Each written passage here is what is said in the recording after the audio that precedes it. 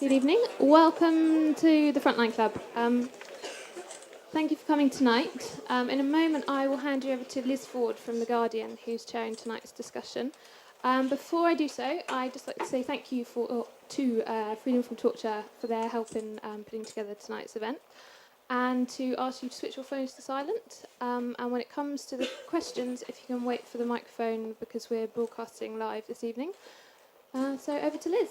Thank you.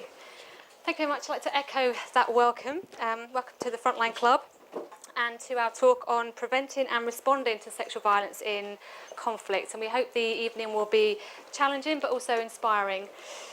Now, as I'm sure you all know, next week the FCO is hosting a 4-day global summit on ending sexual violence in conflict.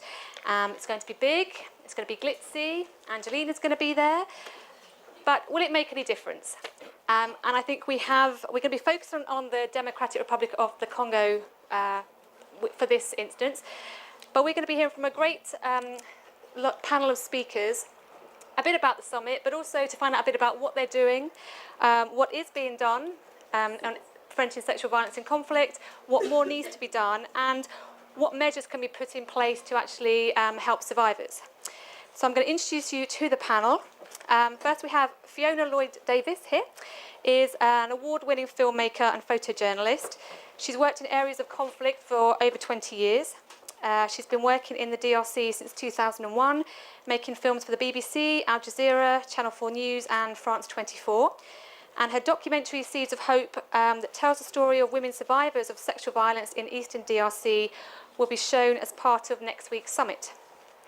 At the end of the panel, we have Dr. Juliet Cohen, who is head of doctors at UK-based charity Freedom from Torture. She specialises in the examination of victims of torture, domestic violence and trafficking.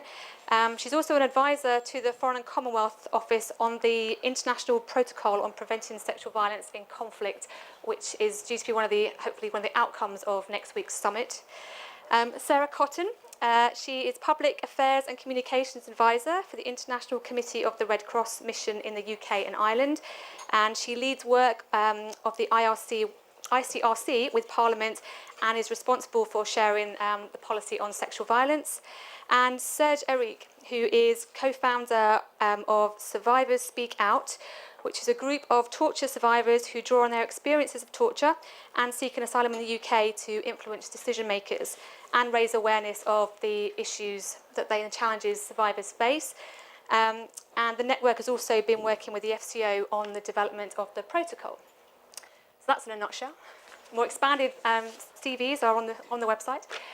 So basically what we're going to do, we're going to hear from each of the panellists, maximum about 5 minutes each, and then have a bit of a discussion about some of the things some of the issues that they highlight, and then we're going to throw it open to questions from the audience. So we're going to start off with Fiona, if you'd like to. Good evening, everyone. Thanks for coming tonight. I think what's really significant about tonight's event is that it's happened at all, and that you've all come here, and that it's been sold out.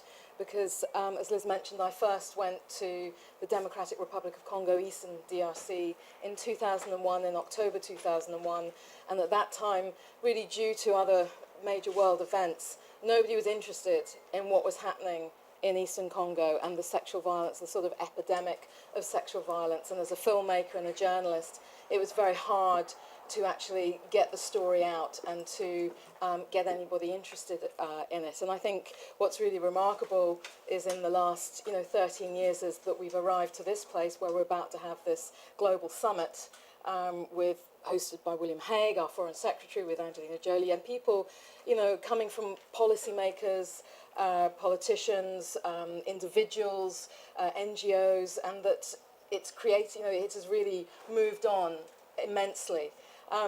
Just to talk about my work, really, initially I went to a place called Shabunda in the forest in October 2001 with MSF, with Médecins Sans Frontières, and found a terrifying sort of virus of rape happening, and that they estimated between 50 and 70% of the women in that town at that time had been raped once. And it's completely sort of got me by the throat, really, that this horrifying stories. I'd covered conflicts before. I'd worked in Bosnia during the war, where they had very organised rape camps there, which were reported, but were very, very difficult to report and to find women who would speak out because of the terrible stigma. The babies born from rape have sort of disappeared in Bosnia, and it's still very difficult to find. I did a story for Channel 4 News in 2006, and most of them, were sent to orphanages or abandoned.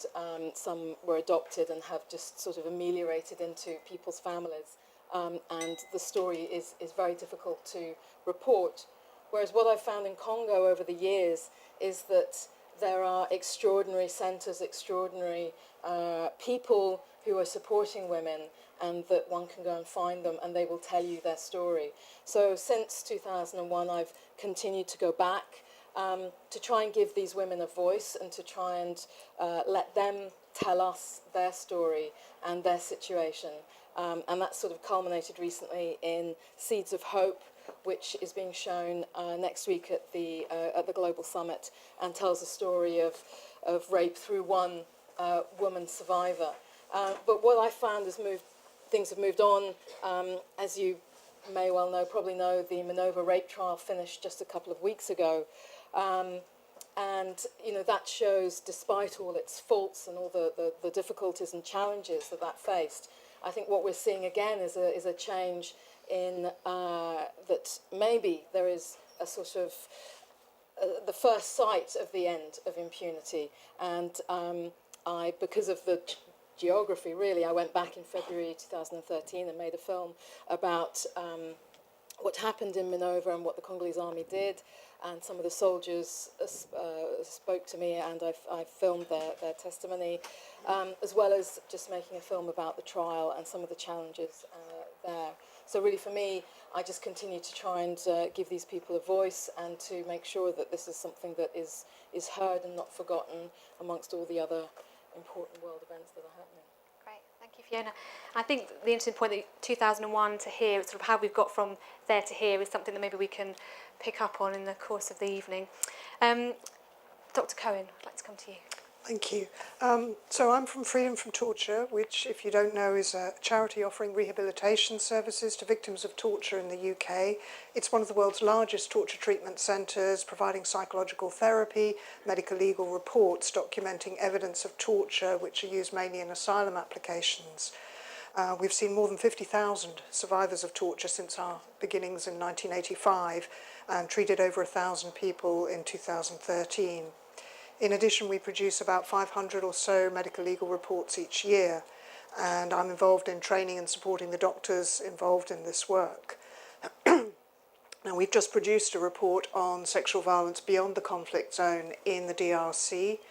Previously, our country reporting programme has reported on Sri Lanka torture post the 2009 ceasefire, and in Iran torture around the time of the 2009 elections. And these reports have been very important in one of our strategic aims in holding perpetrator states to account. We've presented these reports to the UN Committee Against Torture, the Human Rights Committee. And data from this DRC report has already been sent to the UN Committee on Elimination of Discrimination Against Women for its examination of the DRC last year, and to the UN Office of the High Commissioner for Human Rights in this year. So this report was compiled from the medical legal evidence of 34 women who reached the UK but came from the DRC. Most of them came from Kinshasa, which is what's so interesting here. It's well away from the conflict zone, and it's about torture in detention settings. Many of the women were politically active themselves or had a family member who was, but quite a number of them were targeted only for imputed political activity of themselves or their family members.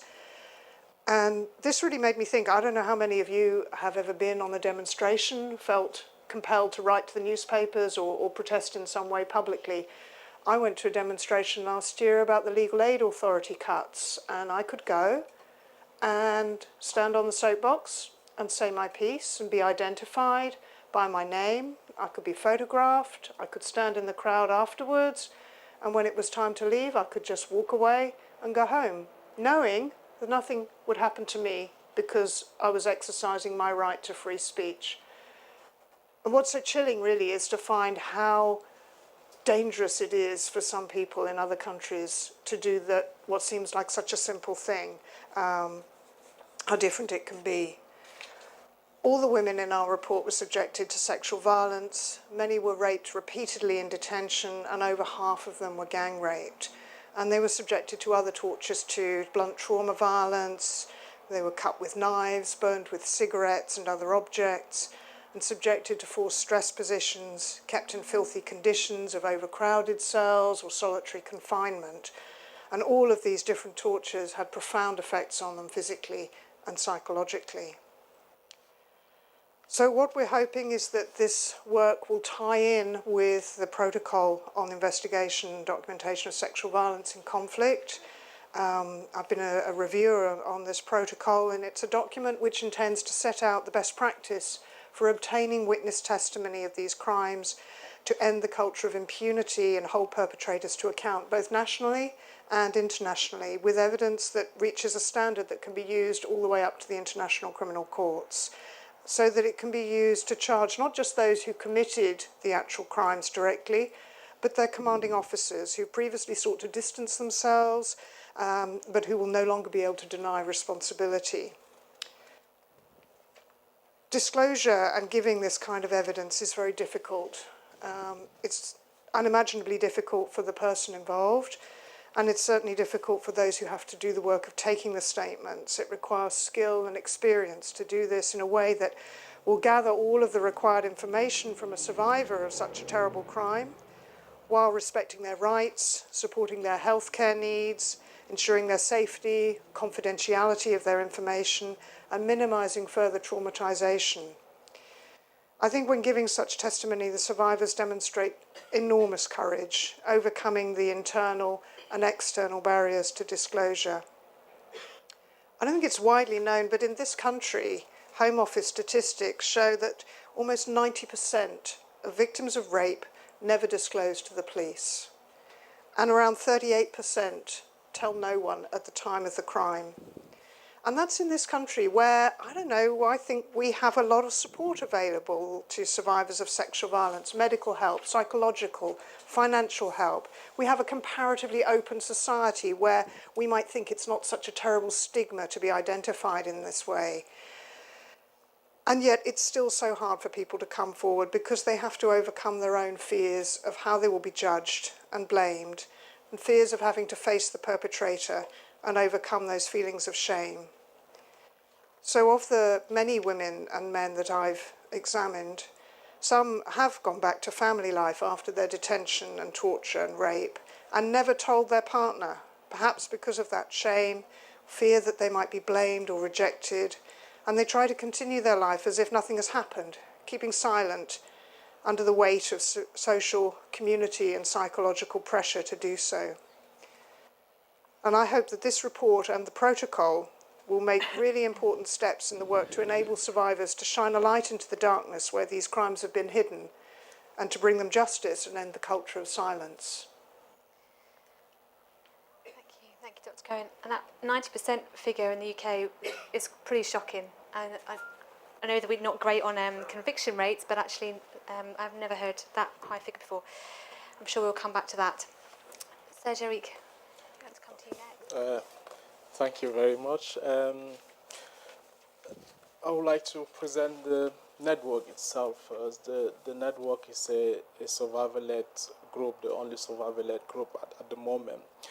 And the network seeks to empower those that the voice has been silenced. The voice has been made to feel they have no way of living, made to feel ashamed of themselves, made to be in the society where they are stigmatized.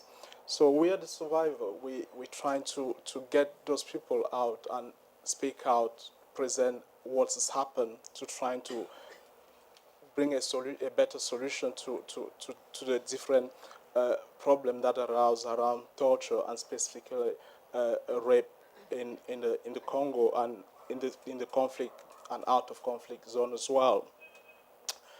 For the survivor, for us, it's an honor to be sitting here today, not to be sitting as a victim, but to be sitting as part of the solution, to be sitting as trying to shape a better solution for a better life, to bring our opinion into what matter, into what we've gone through, into what many have gone through, so that tomorrow it doesn't happen anymore. And it's only through work like the report that we've done, the Survivors Speak Out did participate in full in this report at the different stages. We did inform the report, working into the draft on the report, and we've been doing much work as well with the Foreign and Commonwealth Office, trying to make sure that the survivor voice is heard loud. But don't forget one thing, for the survivor speaking, it's very difficult. The difficulty of speaking is you've been made to feel you have no way, you're not part of the society. You've been made to feel you're withdrawn from that society. Therefore, the survivor, someone who's gone through torture, and particularly rape, is somebody who is morally really fragile, who is worried of speaking because they live in constant fear that the perpetrator is always around. It's that fear that the perpetrator left them in. And it's even more worrying. You might think that the survivor arriving in a country like in the UK, after fleeing all the suffering, all the pain, all the shame, arriving to seek somewhere of peace and safety, found it again difficult to speak. I've listened to the doctor speaking about her going at the meeting and then stand up and speak to everyone. But for a survivor, it's very difficult because the fear is still there. Even by speaking in this country, it's more likely that they fall again victim, which that fully cycle is keep going around.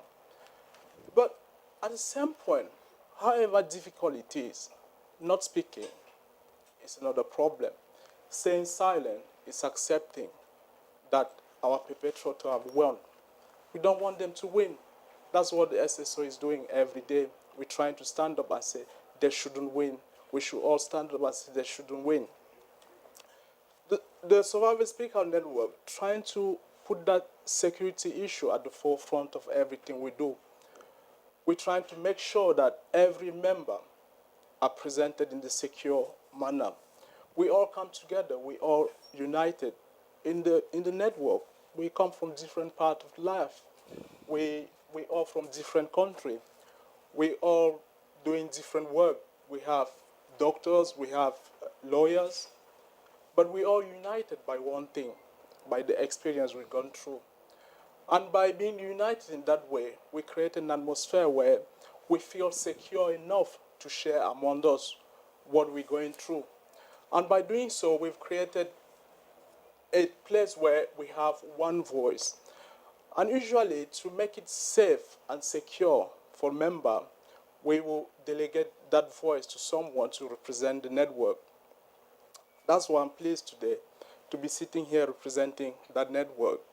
And as I said, it's for the network in total a real honor.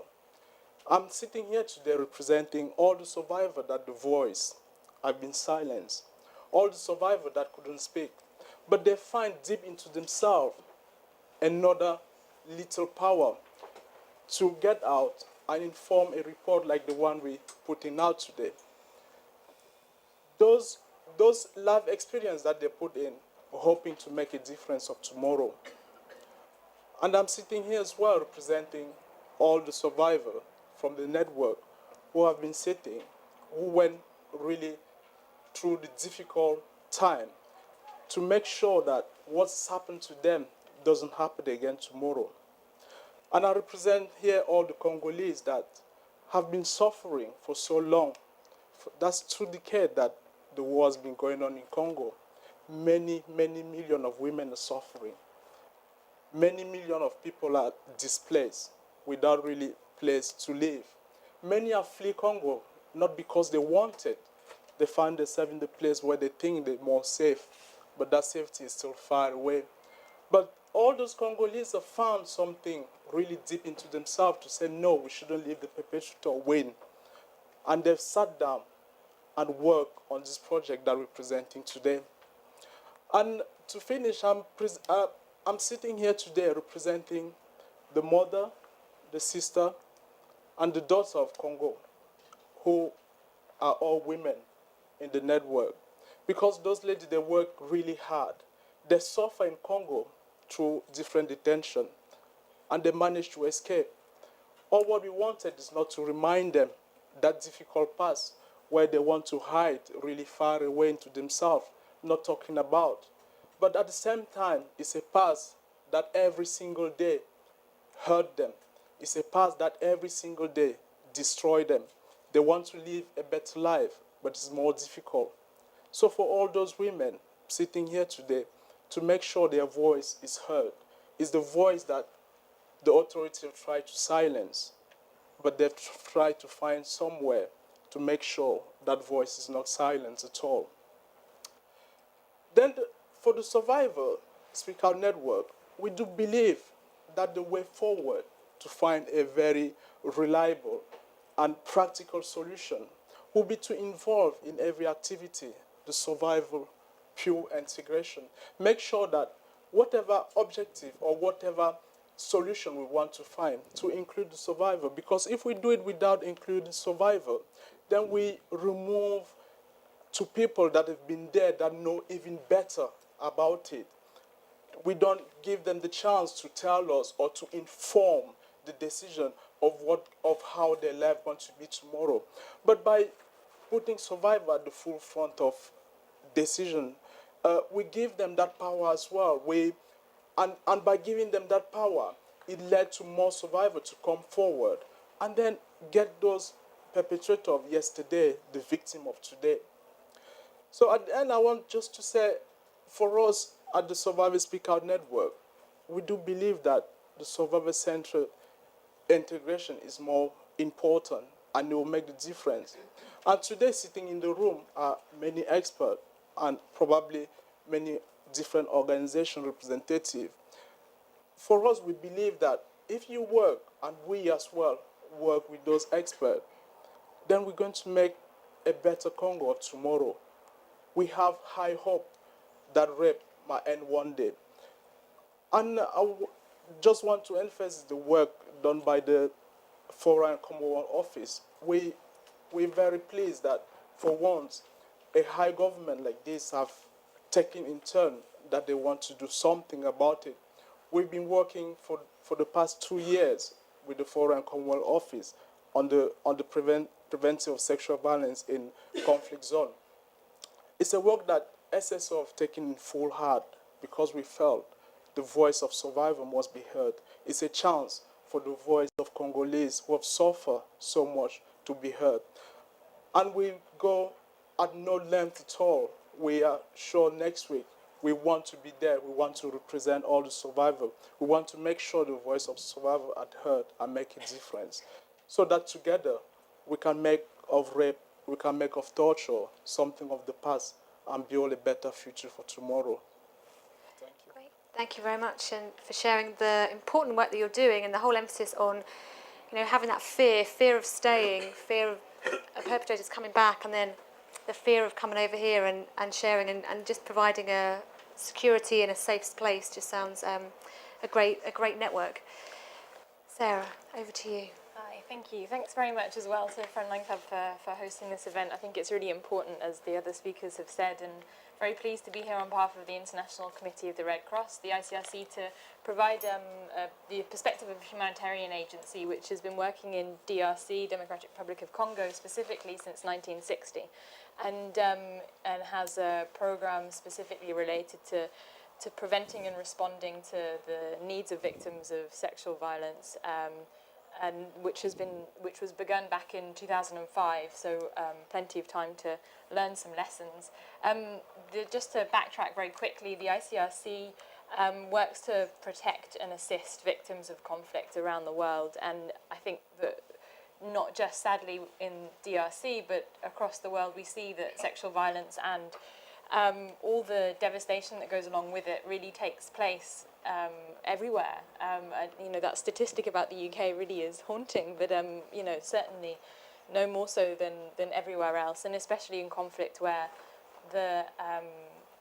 where violence can be exacerbated in all forms. And I think one thing just to quickly say before going on to the way in which the ICRC responds in DRC is that rape never takes place by accident. A colleague of mine who is currently working in the Middle East to do an assessment on this issue sort of messaged me today and said, make sure you say this. This isn't a crime which can be done by accident. This isn't collateral damage. No one mistakenly rapes someone else. And I think that's something to bear in mind, because the impact is just so horrendous that the fact that this can be a calculated act is really, truly astounding to, hopefully, most of us in the world, let alone sitting here.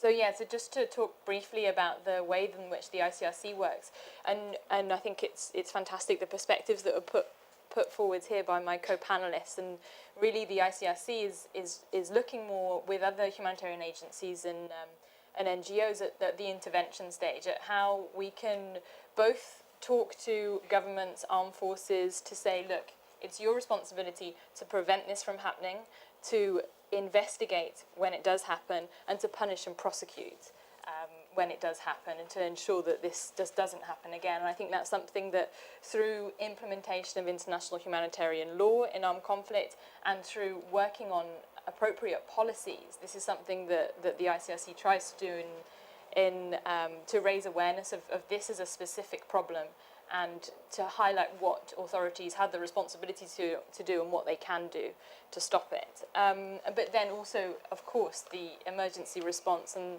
meeting the humanitarian needs of those who have suffered this horrendous crime. And to specifically talk about DRC, the ICRC supports these listening houses, maisons d'écoute. There's 40 of them. There's 20 in North Kivu and 20 in South Kivu, which we specifically support and provide assistance, material assistance and training, and also mentoring too. And these listening houses are psychosocial centres. They welcome anyone who needs psychosocial support. So there is not the immediate stigmatisation which exists in DRC as it exists everywhere in the world for people who've been victim of rape or sexual violence. But these centres welcome anyone.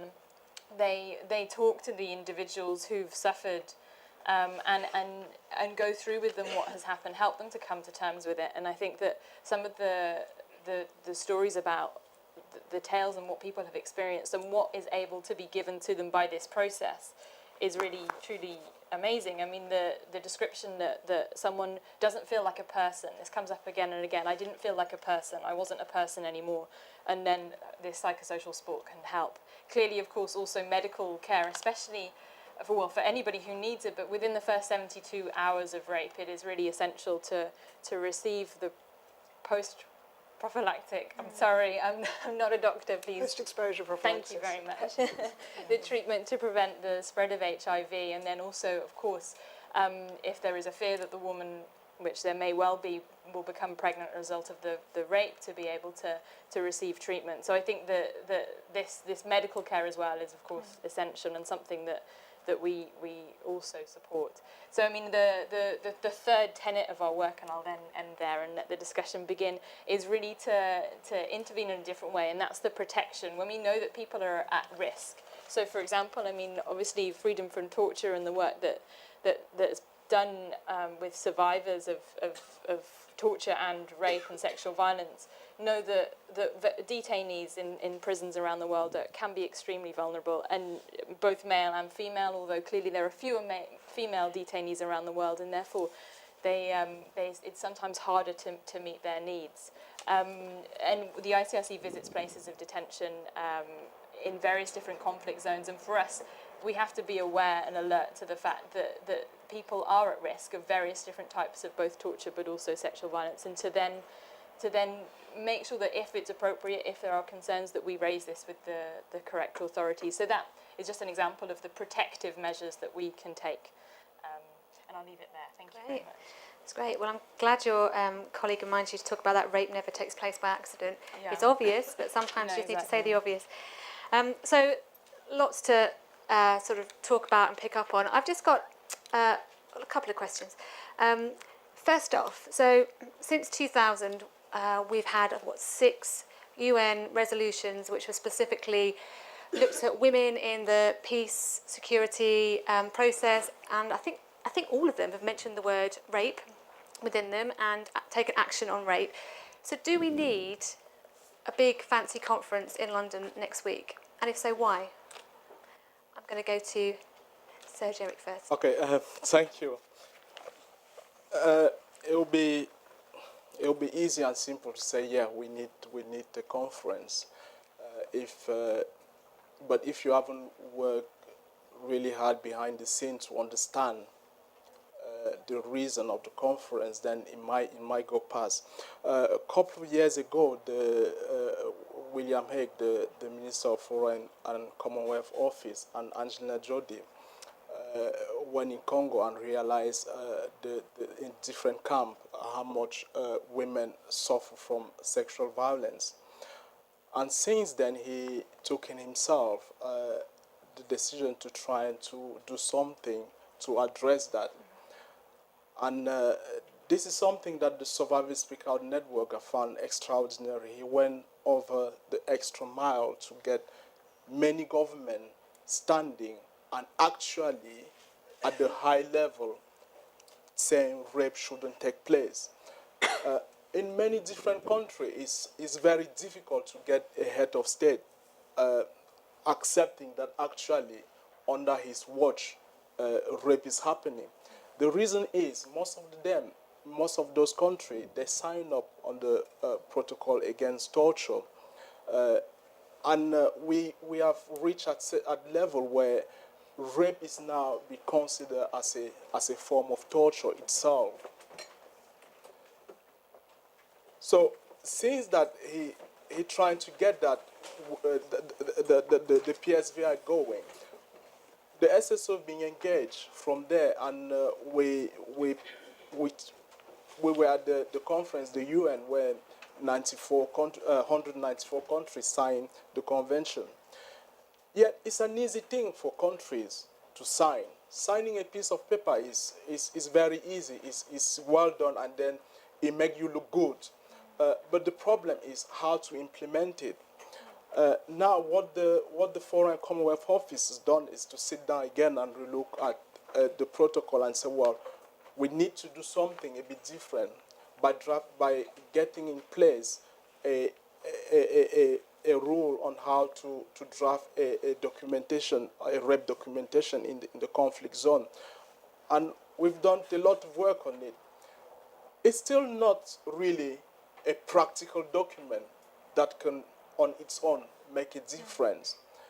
But at least it's something that many of the countries standing and say, yeah, we accept this, give a point where you can hold those countries accountable for what's happening. Because, yes, it's a nice opportunity to go in London. It's like a holiday. Going in London is very nice. But what is make us at Survivors Speak Out Network happy is it's an occasion for the survivors themselves to get their voice heard, to put their voice out. And it's a chance to get those countries to put another signature down, and where we can then sit down and say, look, you've signed for it. Why can't you do something for it? For example, we can sit down, we can start asking Congo that for the past 5-6 years, you haven't reported to the UN.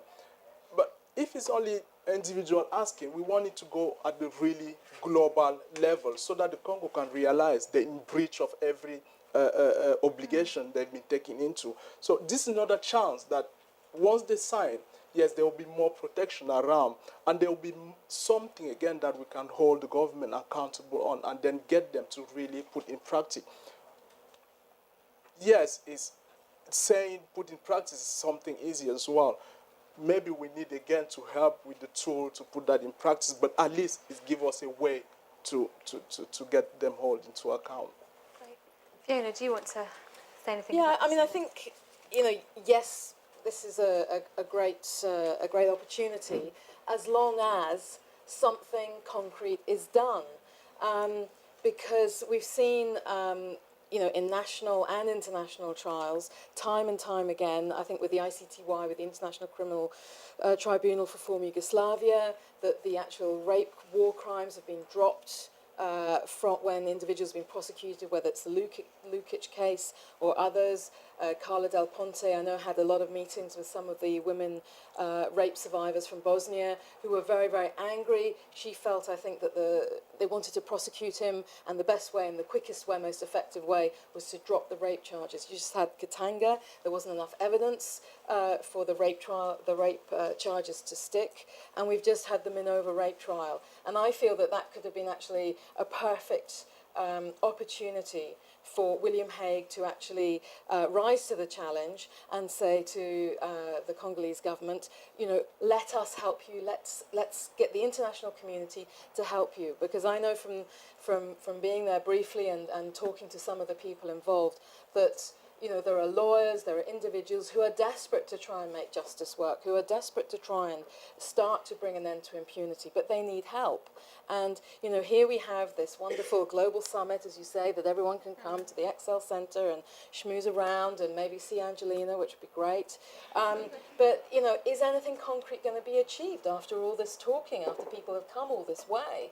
Because as Serge Eric knows, as all of us know here, whether it's in Shabunda or Minova or in Buganga camp, there are women and men and children who every night are terrified that the perpetrators will come again, that, whether it's the M23 being held to account as to the rapes that they committed in Eastern Congo. So it's a great opportunity, but something concrete has to happen. And it's all very well everyone sitting around and having a nice chat, but if you look at the schedule of events, is it really possible to make concrete policy decisions about reforming the Congolese judiciary in half an hour? Good point, very good point. And so the concrete, what's going to come out of it? So Juliet, you've been involved in the protocol. How do we make it practical? How do we make it so that we do have something concrete that comes out of next week that we really can take home and do something with? Yeah, I think it's a two-step process, and the first part is about the quality of the evidence that can be then submitted to the legal process. You can't convict people if the evidence isn't good enough. And that's a protection for people, so that we don't just, name someone and put them in jail without sufficient evidence to prove their guilt. So I think a lot of cases have failed in the past because it's so difficult to get evidence of good enough quality, and that's one of the major aims of this protocol, is to set out actually what sort of evidence you need, because this is not a sexual assault centre down the road in a hospital or clinic where you can get swabs and you can get DNA and you can get all this objective physical evidence to prove exactly who it was. This is happening somewhere else where it's not going to be possible to get those kind of physical forensic samples in nearly all cases. It's going to be about taking witness testimony and survivor testimony. And so that testimony has to be accurate and detailed, and it has to establish exactly what happened to that person, and as far as possible, who did it and in what context they did it. And by getting that evidence in sufficient detail and as many of the accounts as possible from all the victims, that then becomes a way to take the perpetrator to court and secure a conviction. So that's what the protocol is about so far.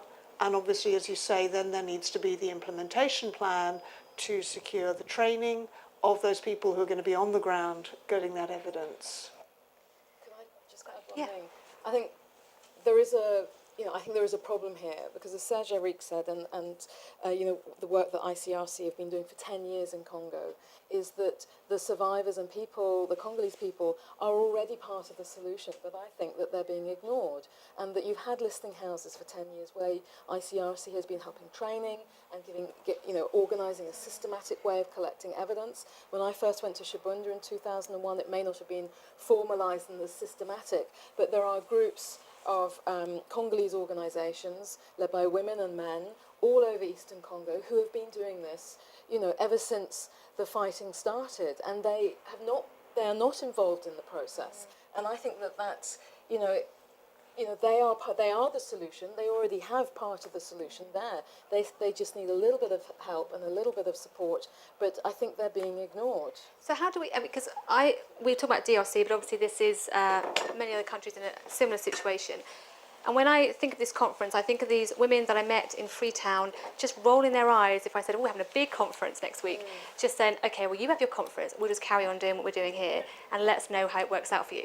So so Sarah, the work that you do, how do we get that, what's happening in the listening houses, to the forefront? How do we really include survivors, listen to them, part of the solution, and acknowledging the fact they're already doing so much anyway? Yeah, no, thank you. It's I mean, yeah, and I think it's definitely interesting to see how does this conference in London connect to the work that the ICRC and many other NGOs do around the world, and DRC is just one of those places. And I think that there's possibly two points I'd raise. Firstly, there's a lot to be said for continuing to bang the drum, and I don't think that you're right. In half an hour, I mean, what is going to be decided on the finer points of Congolese policy, or the fact that they're not reporting on this issue internationally and fulfilling whatever obligations? This is there has to be a degree of realism about what can be achieved, but it's being spoken about. This is going to be extremely high level. There is a lot of energy that's gone into this conference, and it's an issue, and we're all here today because it's an issue, and we're not dealing with it well, as the world, none of us is dealing with this well enough. And I think it's brilliant that at this event next week, survivors will be there, and people who have lived through this in a way that the world leaders and myself and many others could just not understand will be able to speak. But at the same time, to be less positive, yeah, I mean, I think I was sort of kind of going through again what the ICRC does, and again, we've been doing this for 10 years nearly now in DRC, and what do we have to show for it? Well, obviously there's the individual level. You have a lot of people who are living happier lives, or are living lives now because of direct intervention, and I think but that's not to say that there's a cure anywhere in sight for this. I mean, you know, the 90% of rape isn't disclosed to police in the UK. Again, we're saying That's to disclose to anybody. Okay, sorry. It's about 40% is no, wait, sorry, it was 90% is not disclosed to the police, 40% to anyone. And that's here, but that doesn't mean that it's clearly this is not the Democratic Republic of Congo, and it's worse elsewhere. But we have to keep treating this problem. It doesn't stop it from occurring. So what will stop it from occurring? What will stop it from occurring is lack of impunity, and that means sanctions, and that means punishment, and that needs to take place that needs to be enacted by governments and groups who have the power to do this. So at a local level, as well as an international level, this needs to be a focus. But the international level does exert a degree of pressure, and yeah, I think that banging the drum. Bang the drum, yeah. I'm going to come to you, Serge, and then I'm going to open it up for questions, so if you have any thoughts. Yeah, I just wanted to add to what the panelists just said. When we embraced the project, the PSVR project, we were, as a survivor-led network, we were critical from the beginning, because we were quite worried that from the point go, the survivor voice haven't been taken into account, because when we account the minister in different camp and meeting with the survivor themselves, we thought that was a really good point to start a survivor-led something, but we become a bit worried that we left that occasion pass and then get down to the expert to write a big document. But we're so pleased now that this government have understood that the way forward, the right way to get a solution done is to include survivor into getting the right solution. And they come back and then they understood that, and since they're trying to incorporate that. And you see, like a document like the report on DRC we present today, that document is mostly informed by survivor. And by doing so, you show that at least you have a high level of accuracy. And not just for your document, but it do empower as well those that have been victim and who are really scared to come out. They can realize that actually there's a way forward. I don't really have to stay silent. So what this summit is doing, it's a little step, very small step, as the as is usually said, everything go by step. It's a very small step, and we have a high hope as a survivor network. We really hope that out of that we're going to achieve something, but it's a very little step, and a very little step at the international level where we already shown that survivor voice is important. So that's the where we're really happy with the protocol. Okay, so we're going to open it up for questions. I'll ask if you feel comfortable, if you give your name and if you're from an organisation, it might be interesting. And if you can just keep questions kind of short-ish, that'd be great. This lady over Thank you very much. My name is Victoria Dove, the manager from It Must Stop campaign. It's really heartbreaking as a Congolese woman listening to you all as experts on the issue of the sexual violence in Congo. Congolese women have been being raped for the last 15 years. No one is addressing the root causes of the problem, the conflict itself, but there are more focus on supporting the survivors of rapes after they have been raped.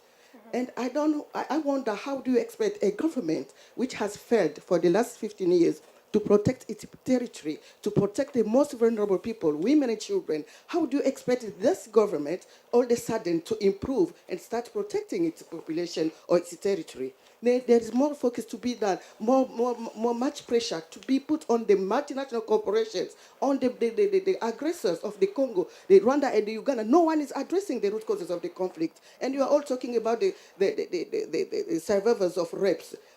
This issue stems from the lack of leadership and bad governance in Congo. And no one, William Hague, Angelina Jolie, all the sudden expert on the Congo, they won't address the root causes of the conflict. How do you expect the rapes to stop while we have a government which is not protecting its territory and not protecting its people? Should we take another one, if there is one?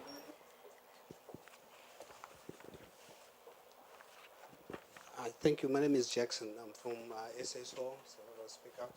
I just want to ask the lady who has been working in DRC, if I ask you the question that the peacekeepers as well, they are also the perpetrators of rape as well, would you say you have had some witnesses saying that they were raped by the peacekeepers as well? Okay, we'll take this one. So, Fiona, should I come straight for you for that one? I know I'm well aware that this goes on. It's not something that I've focused on because certainly the places that I've been to and the women that I've talked to, they have not been raped by peacekeepers. They've been raped either by the army or by rebel militias. But obviously this does go on, and it is a very important issue, which has been reported. So it is certainly something that obviously does go on. I think maybe not that this is makes that much difference, but I think the larger numbers are done by militias and by the Congolese army. And as Victoire said, until you actually hold a government to account, and you make a state responsible for itself and the government responsible to actually running the country, and the conflict to end, then obviously none of this is going to end. But I think one very quick thing that's very significant is when the new UN intervention force assisted the Congolese army engaging with the M23, most people acknowledged that actually the real success was the reason why it was such a success and the M23 withdrew was because of international pressure that was put on Rwanda and that they stopped supporting the M23 in Eastern Congo. So there is, you're absolutely right, but there is a certain amount of international pressure that is building on Kabila and on Kagame and the surrounding countries. But obviously, this the pressure needs to come from both top down and bottom up.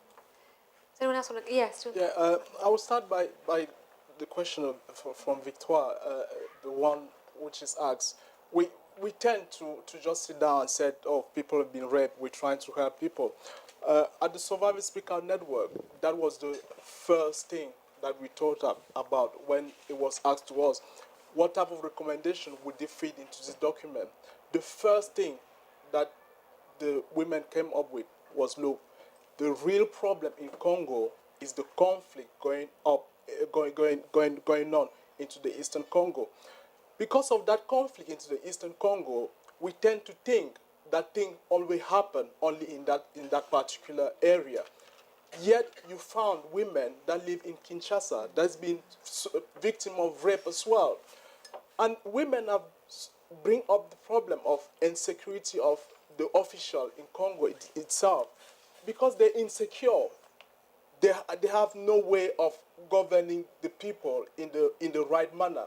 So they tend to take either the highway by torturing people to get their power input. And yet that conflict that is keep going on for the past 20 years, that conflict have to end. It's only when we found a solution to that conflict that really every implementation that we're trying to put down in Congo might work, and hold the government into account. I think in 2009 when Kabila announced the project to try to inform the population about issue around sexual violence. Well, it was a big talking on radio and television, but what we haven't seen is anything going on. That's why in this report, if you read the report carefully at the recommendation part, you find that the survivor did mention that have to be, first of all, we have to sort out the conflict going on into the Eastern Congo.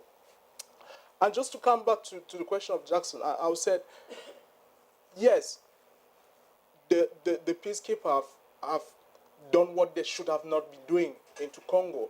But what I think as a survivor, who have let that going is the government. So by holding the government into account and coming to what Victor was saying, ending that war, is mean we can have a better way to prevent that to happen again to the girls from Congo. Because all that is going, because there's culture of impunity when you arrive.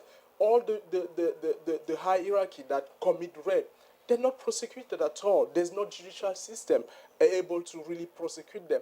And yet there is no real objective in place to help aid people that have been through rape. Do we think, is there too much focus in this conference on ending impunity and not enough on prevention, tackling root causes, all those sorts of issues, rather than we're just sort of looking at the end bit? Can I just come in? Just really just, I mean, on that issue, but also just to respond on the conflict. There are rules of war, and it's clear that these are not abided by in many contexts, but it doesn't mean that they don't exist, and that there aren't standards of behaviour that we expect from our leadership that are failed that in many places, but that doesn't mean that we shouldn't continue to insist that these are abided by, and this is really something that we try to work with, and yes, and we see in many contexts around the world, not least in Syria, that on all sides people disobey the rules of war. They kill civilians unnecessarily. There is sexual violence that takes place, but that doesn't mean that the rules aren't there. And I think that that's something that with the international protocol and everything else, this should be borne in mind. This is the first priority, and this is the standards we should expect. And then once, if they are not met, then we should take the next step. I'll just add something quickly. Yeah. Just to add on that, whatever the rule of the world, I think the Convention Against Torture is clear on that. Even in situation of war, torture shouldn't take place, and government should be held into account for that. So I think there's no exception said because the war was going on, we raped the girls. So they should be punished for that. Any other questions? Oh, lots. Lady right at the back there. Hi there, my name is Saskia Marsh. I'm now an advisor to natural resource companies on political issues, but I used to be a UN official. My question is, do you think companies and the private sector more broadly can and should do something to address sexual violence and conflict? Great. And the lady just in front with the stripy top, and then the lady with the other stripy top just there. Stripy tops in fashion. My name is Tara O'Leary. I work for Redress, which is a human rights organisation in London that works to provide legal assistance to victims of torture and international crimes such as war crimes and of course sexual violence to access justice. Thank you all for your comments, and I completely agree with everything that's been said by all the contributors so far. One point that I would add, and maybe it goes to what's been said about what could be achieved by the conference, is perhaps that even though the UK government and the FCO has taken a very commendable step in organising this initiative, there are still inconsistencies in the policy of even the UK government itself and other Western powers. So for those of you who will be at the summit next week and will be speaking to government representatives, some of my colleagues from Redress will be there. You might like to raise the points of what further action should be taken at the national level. I'll give two brief examples based on Redress's work, one of which is that we do a lot of work on universal jurisdiction, which relates to the obligations on states such as the UK to investigate and prosecute suspected perpetrators of sexual violence and torture who might be here. And a really good example of that at the moment is two alleged FDLR militia leaders who are on trial in Germany in relation to crimes allegedly committed in the context of command responsibility, and that includes charges of sexual violence, and that's in relation to crimes committed in the Eastern DRC. The second example relates to the UK's and the FCO's obligations towards its own citizens, and that includes British nationals who've been subject to torture and other crimes abroad. Redress took a complaint last year in relation to a British national who had been raped by a military officer in the context of the protests in Tahrir Square in Cairo. She went to the consulate looking for assistance, and they sent her on her own, refused to provide her with assistance, to make a complaint to the military who had been responsible for what had happened to her in the first place. And that complaint was upheld. So those are just two quick examples. And perhaps those of you who work with victims in the UK and those survivors who are outside of their home countries might have some reflections on that. Thank you. Yeah, good point. So just... Anna Musgrave from the Refugee Council. I've got a question for Dr. Cohen and for Sir Jareen. I'm assuming that most of the participants in the report were women who'd come to this country seeking safety, seeking asylum. What I'm interested to know is your thoughts on to what extent those women were able to recover from the sexual violence they'd experienced once they'd arrived in this country, while in the asylum system and waiting for a decision on their claim. Good question. Should we start with that one first? Juliet, you want to come in? Yes, it's very difficult. I think that's what the question is intending to reveal. It's very difficult for people to begin to recover from their experiences of torture and sexual violence while still feeling unsafe. Until they've been granted asylum, they face this constant anxiety and uncertainty about their future, and it's almost impossible for them to engage in rehabilitation. Freedom from Torture offers therapy from the very beginning, but it's very difficult for people to really begin to rebuild their lives until they actually have a feeling of safety. If you are having to sign at a police station every week or every month, and every time you go you wonder if that's the day you'll be detained, locked up in prison, immigration removal centre, and wait for the flight arranged to take you back to that country from which you fled, it's just so difficult to really think about anything else and focus on the future. So, do you want to come on? Yeah, torture or rape is a scar that will never heal. It will always be around the corner waiting for any change to arise, and it will never goes away. But the UK system, asylum system, make it even more difficult, make it even more permanent every day. It is very difficult. Every day of your life, we have members that had to go to the shop using the Azure card to buy food in the shop, where they can only buy certain food. From many of our members, it was realized that even just using that card was putting out what they're trying to hold back. They feel the stigma is out there. Whatever they do, they know their story is put out aloud. So I think the system, the asylum system, doesn't make it easy at all. Actually, it's another source of torture itself.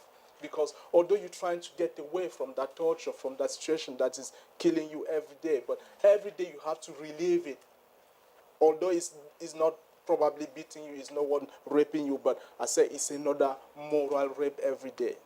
So it's very difficult. And Fiona, I don't know whether you want to come in on that point, or the other question about, Saskia's question about companies, the private sector roles, responsibilities there. Yeah, and certainly that the grab for minerals is what's fueling the conflict and armed groups, and the armed groups and the militias and the army, fighting over the conflict, the minerals, is an opportunity where they rape. I mean, there is a conflict-free tin initiative that the Dutch government has done a pilot project with Philips in one mine, the Kalimbi mine in South Kivu, which has had some, limited success, partly because of its geographical location. But what it's shown is that where there is, I think, a willingness of companies to take responsibility, that and to actually make an effort, it could be possible. And Philips have actually, and I think Vodafone were looking at whether they could do this as well, looking at actually taking the tantalum to the tin to an individual smelter in the Philippines, so that it could be actually genuinely said to be conflict-free. And it was being done on quite a small scale. And there's a Dutch company called Fairphone who are trying to produce a phone that is completely fair and completely free of conflict minerals. So, yes, it's possible, but I know Global Witness have just produced a report saying that US companies, are not showing proper due diligence, and that they haven't really made enough effort. And obviously people need to keep, I think, putting pressure on them to actually say, we want conflict-free electronic goods. If the tin is used as a conductor in just about everything, it's not just our phones, it's in light switches, light sockets, in all sorts of things. But I think, the more people put pressure and raise awareness and say, we don't want these products if they could be tainted in this way, then I think it puts pressure on the companies. And it's interesting that Philips and other companies, are starting to take this really seriously. They want to listen to their customers. Sarah, did you want to? Just to take that question in a different way on the companies and private sector, and just be very quick. If you think of the private sector in any country as composed of companies which are composed from their populations, one of the key things about providing a response and providing help, albeit after sexual violence has taken place, is to make sure that people know that services are available. And if you have people who are working for you or have families, your workers have families, and these people are potentially people who could, in a country like DRC, have experienced sexual violence. And so, as a company, if you were to think of the interests of your employees, and to think, okay, these are the services that are available in the area, then you could potentially highlight the availability of those services. For example, the listening houses, I was talking about the ICRC support, but there are many others, as Fiona mentioned, that all over the place. And I think if you were to then give that information to people, then you are contributing in a way. And I think communication about this issue, raising awareness of the fact that people should not be stigmatised if they're victims of sexual violence, and also that raise awareness of the fact that help is available. That's something constructive. Lady there with the red top. Gentleman here, lady in the blue. Hi, I'm Hazel Pfeiffer. I work with CNN. You all do amazing work to help the survivors of rape. And you touched on looking at governments and holding them accountable. But in terms of the actual perpetrators themselves, I'm curious as to know, because for the scale of rape in the Congo, for example, there must be thousands and thousands of perpetrators. Do they have any concept of the damage that they're doing to the community? And maybe, Fiona, this one's for you, because you mentioned speaking to soldiers in that trial. Do they have a concept of the damage that they're doing? Let's take another Big couple of question. questions.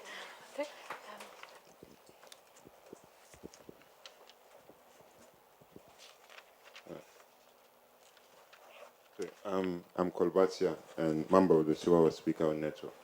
I just want to raise that, for us, the Survivor Speak Out Network, and it's very important for us to speak about survival. Because as a survivor, we know how important the voice of survivor has to be in the center of any debate, any discussion, finding solution, durable and effective solution, where survivor need has to be taken into consideration. I understand my, sister there about her, point of finding the core. And for finding the core, we need to bring survivor in the solution. Without that, we cannot find a durable and effective way to ending, rape and sexual violence in general. If not, no one will be there representing survivors. Thank you for that point. Thank you. The lady here who has had her hand up quite a few times. What I want to say is about, of course, we are there to look for the solution, how to end sexual violence. Have we ever taken a step to see that, the children born out of the sexual violence, they need to be looked at. Without that, we are creating another space for the rapist to remain there forever. Because of what happened to his mother, of what happened to his sister, you will want to revenge it in a wrong way. So we'll continue having these rapists around the world, without speaking about Congo only. Around even here, inland in UK, you'll find that someone is making the revenge of what have happened to her mother for him to be in this world. So if we don't support those children born out of rape, we're still having the trigger sitting at the corner. So, great point about children born as a result of rape, sexual violence. Got thoughts on that one? But first of all, Fiona, if you wanted to come back on the damage. Sure. Yeah, I think people who've talked to men who've raped, I think there are sort of different categories, and I think of course they understand, and rape has been used as a weapon of war for thousands of years. So yes, they do. I think sometimes it's opportune. I thought one of the very significant things about the Minova rapes was that some of them said that they were angry that they had been forced to withdraw from Goma, leaving their own families vulnerable, and yet they were worried about the consequences of what would happen to their wives and children left to the sort of at the hands of the M23, and yet they took their anger and frustration out on the women of Minova, and the M23 did target some of the specifically women of Congolese, of FRDC, of soldiers, specifically to punish them. So, yes, of course they do. I think it seems to be, from my just experience on the ground, that it can be a combination of things, that it can be punishment, frustration, opportunism, but it's obviously a culture,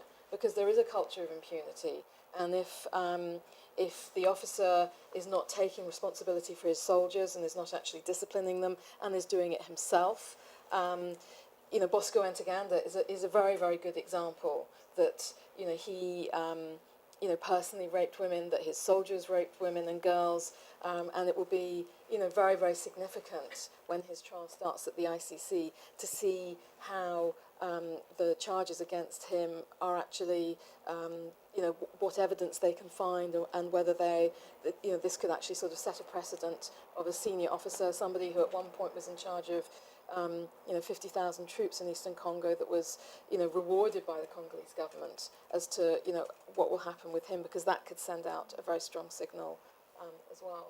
And just very briefly about the children born of rape. Certainly in the film that's in the community that I filmed, there were quite a large number of children who've been born from rape, and clearly I think for the boys it's particularly difficult, because they have no identity, they have no land, they will get to a certain age where they start to ask what's happened, where do they come from, who is their father, and at the moment there aren't really any answers for these children. And I think in Rwanda there are communities, sort of villages, where it's the women survivors of rape and their children who have been sort of largely ostracised, and they're now teenagers. So what happens to them, and how are they integrated into society, and how are they helped to be healed? It's something that nobody's addressed really at all. It's a really, really vital thing.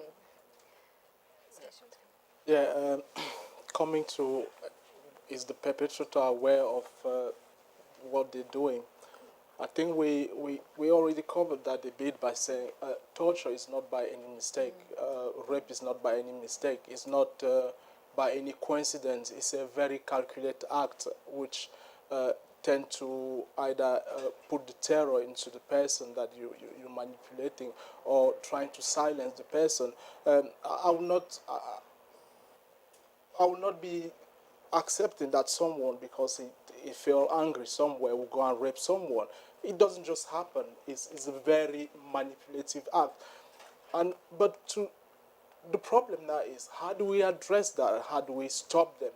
First, there's an education problem, which is reigning in Congo. The population is not well educated, because once a woman is raped, she's excluded into the social life, which means we have now to re-educate the Congolese population.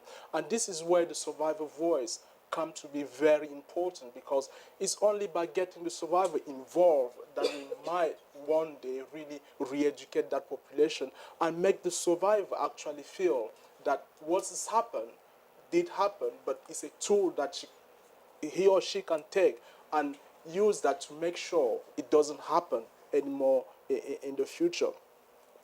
And coming to the children born out of rape, once more, it's a question of, have we asked the mother who have gone through rape, what do you think will be the future of your children? This is one question that I think it should be very pertinent that we have the survivor again put down and try to work out a solution for that. Because if you just sit down as an expert, you might say, well, we can't do this, but the real person that is suffering, that is carrying that baby every day, that is caring for that child every day, is the survivor, is the mother who have been through rape. Is that mother that can be a help to really reconnect with that child, that sometimes they don't really, the child, there's a barrier because that rape is still there. There's a barrier between the mother and the child. It's only by engaging with that mother, by getting the mother, get the voice out, that all the mother now can start and say, well, I can reconnect with this child and help this child to build a better future. But I think it's not a solution that we can sit here and address and say we have a magic solution, but it's something that we have to involve those women, take them into account and say, how do you think we can deal with this? And I think from there we can work out a better solution. Sarah, does the ICRC have anything specific on engaging, supporting children born of rape and supporting the mothers to deal with these issues? Yeah, I mean, clearly children are born of rape, and we come across both mothers and whilst they're pregnant, and the support that they need. Bearing in mind that sexual violence so often is an invisible ailment, if you want, and this is one of the hardest things sometimes to access healthcare. Is it's not, you haven't got a broken arm that everybody can see. This is what's wrong with you, and this is the treatment you need. It can be invisible, but pregnancy is not invisible, and this can very can lead to stigmatization, which can be really seen in a way that perhaps is not for people who do not become pregnant as a result. And then, of course, so there are specific needs, and it's important that these women are able to get psychosocial support as well as healthcare, of course.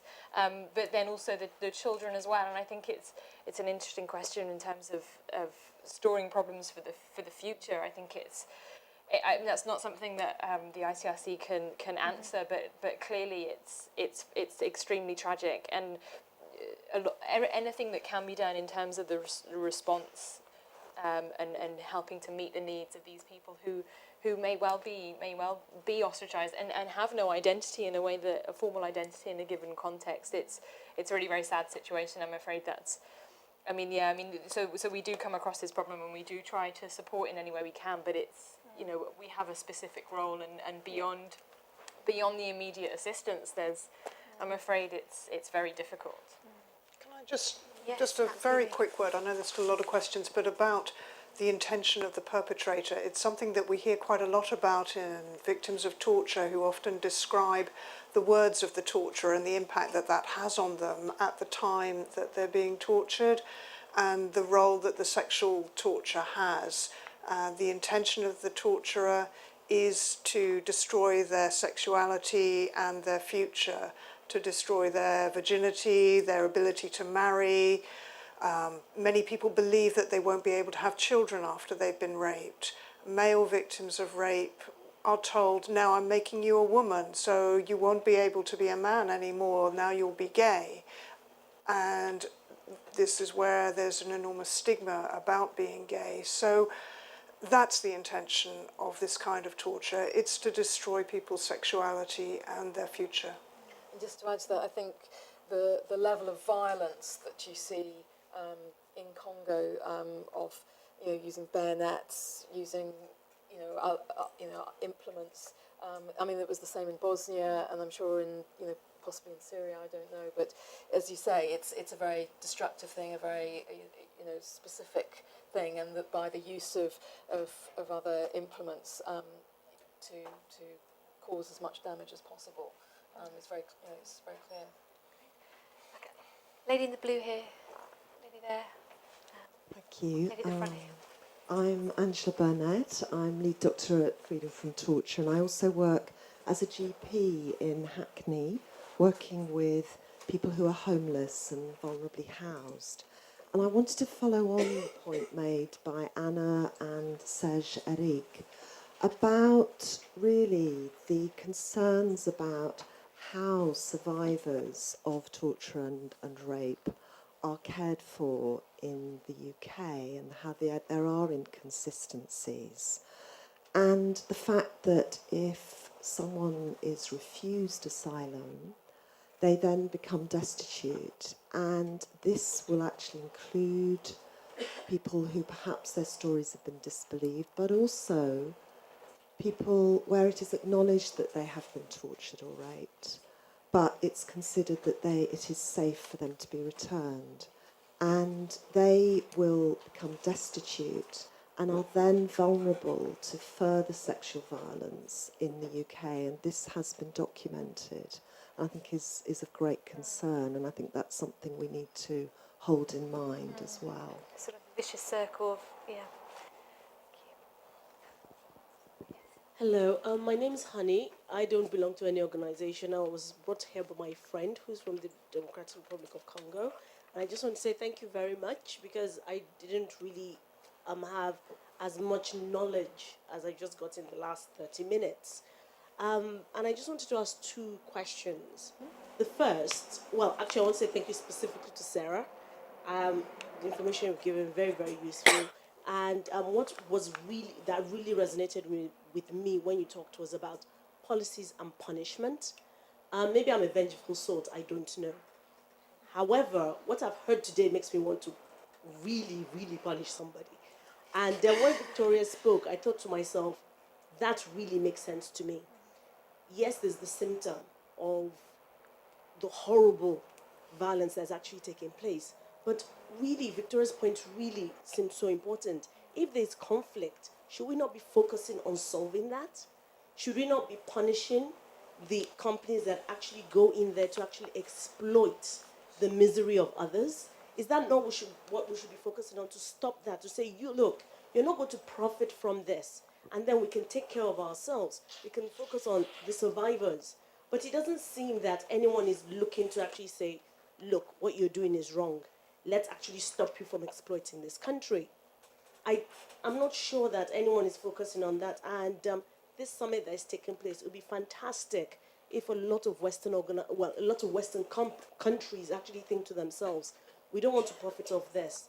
And I know it's not in everyone's best interest, because we all like our mobile phones and rare earths and things like that. But I do think commercially, hit them where it hurts. It's the money. Great.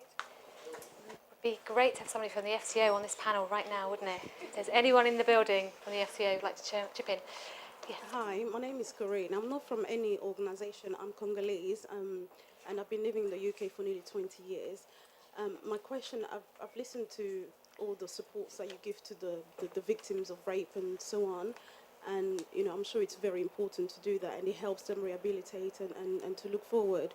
And also the problems around impunity. So my issue is, okay, we know the civil unrest at the moment, and it's continuing. Until that's solved, this will continue. So in the meantime, whilst it's continuing, is there something being done to prepare these women who would probably be raped or would probably be facing, sexual violence of some sort, to find ways of defending themselves, or to find ways of maybe gathering evidence in the way that you mentioned before? People come forward and they try to take the prosecutors to, the perpetrators to court, but there's not enough evidence. Are they being prepared in ways of, perhaps gathering evidence, or making sure that if it does happen to them, the person wouldn't get away with it? Okay, that's great. It's a good question. So also we're back on this sort of cause, dealing with the causes again, which is obviously the tricky thing to actually to discuss and pick up on. But I mean, that's an interesting point. What are women doing to, or I don't want to say prepare themselves for this, but actually what's happening on the ground? Juliet, I'm looking at you. Yeah, look, I'm not an expert on precisely what's happening on the ground in Congo right now, but I think while it's obviously very important to try to end the conflict and the exploitation and all these other issues, that doesn't mean we shouldn't also be doing something about the sexual violence. And that's what the report about sexual violence beyond the conflict zone is going to try to do, and that's what the protocol about sexual violence in the conflict areas is also going to try to do. If we can't think where to begin with a problem, we can't just sit around discussing where should we begin. We need to begin at lots of different points, and this is where we're beginning on this, about the sexual violence.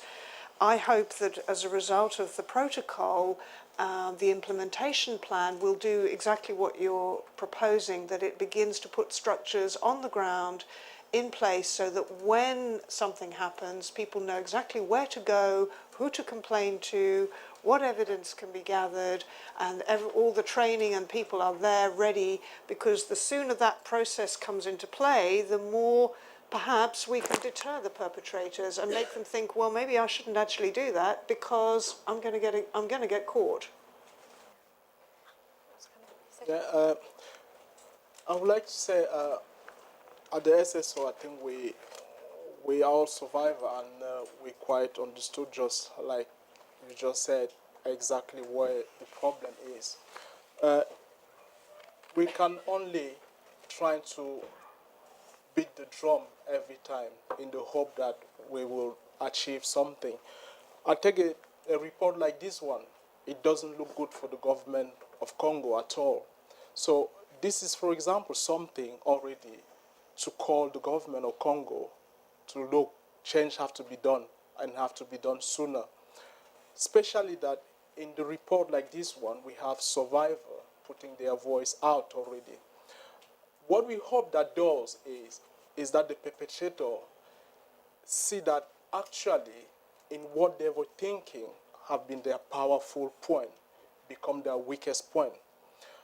But it's only by getting survivor engaged, people who have been through the situation, that we can put together that vital evidence so that that blame, that shame that's been put into survivor be shifted back to the perpetrator.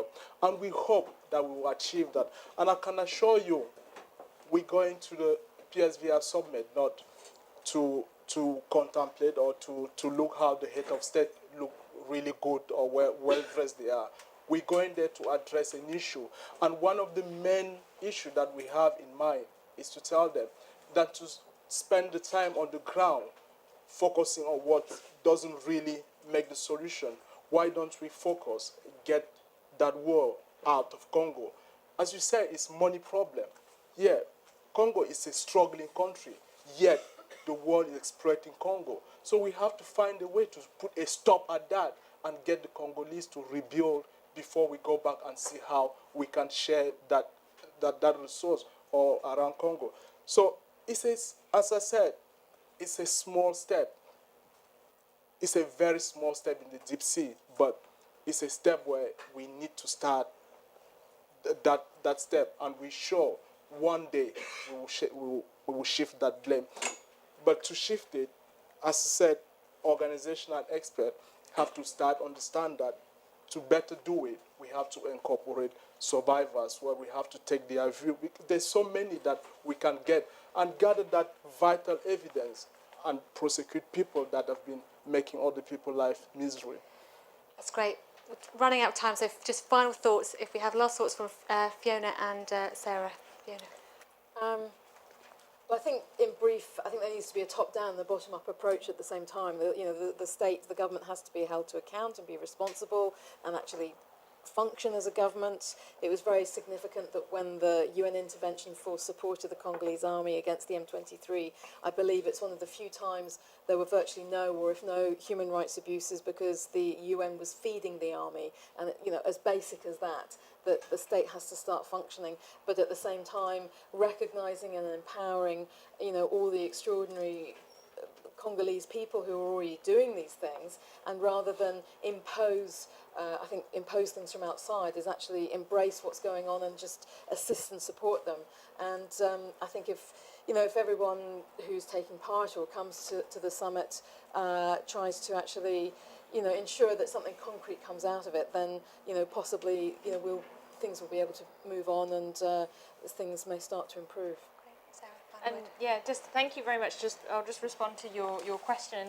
To be clear, I think as Juliet mentioned about the ability to protest and come back, the reason why I mention punishment is for three reasons. There needs to be effective policing in any given state, and it's this when I mean, you mentioned companies, but any perpetrator of violence, sexual violence, there must be effective policing to ensure that there is a sanction on that person who commits that crime. But then also within armed forces and armed groups in any given country, there needs to be sanction if sexual violence takes place within the identity or the under the remit or the persuasion of an authority. This is completely illegal, and when it is a rogue soldier or a rogue armed person, that person needs to be punished, and that's really the way in which there should be a systematic accountability for doing wrong and to calling that to account. So just to be clear, that's really, rather than looking at conflict and the perpetrators of conflict generally, this is really about the sexual violence as a specific crime. But yeah, happy to talk about it as well now as the event's ending. Great, thank you so much for coming along and listening. I hope it's been interesting. It sounds like we've got to keep banging the drum, and let's see how loud it is next week. And anyone there, I look forward to seeing you at the conference. I'd just like to thank Juliet, Fiona, Sergey and Sarah. So give them a round of applause. Thank you so much.